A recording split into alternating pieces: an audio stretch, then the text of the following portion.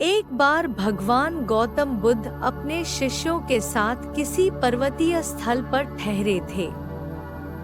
शाम के समय वह अपने एक शिष्य के साथ भ्रमण के लिए निकले।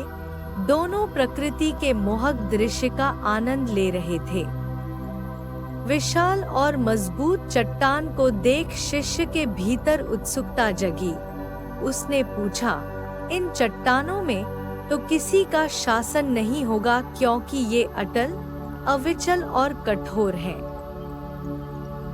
शिष्य की बात सुनकर बुद्ध बोले कि नहीं, इन शक्तिशाली चट्टानों पर भी किसी का शासन है।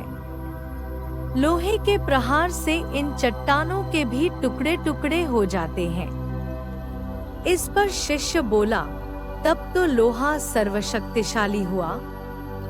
बुद्ध मुस्कुराए और बोले, नहीं, अग्नि अपने ताप से लोहे का रूप परिवर्तित कर सकती है।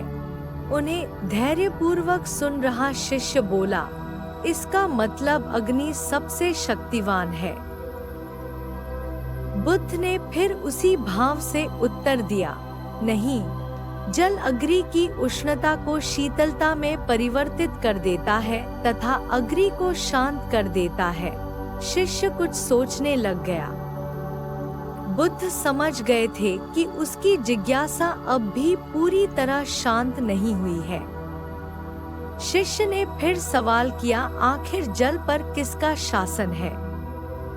भगवान बुद्ध ने उत्तर दिया, वायु का। वायु का वेग जल की दिशा को बदल देता है। शिष्य कुछ कहता इससे पहले ही बुद्ध ने कहा कि अब तुम कहोगे पवन सबसे शक्तिशाली हुआ। नहीं, पवन सबसे शक्तिशाली नहीं है। सबसे शक्तिशाली है मनुष्य की संकल्प शक्ति, क्योंकि इसी से पृथ्वी, जल, वायु, अग्नि इत्यादि को नियंत्रित किया जा सकता है।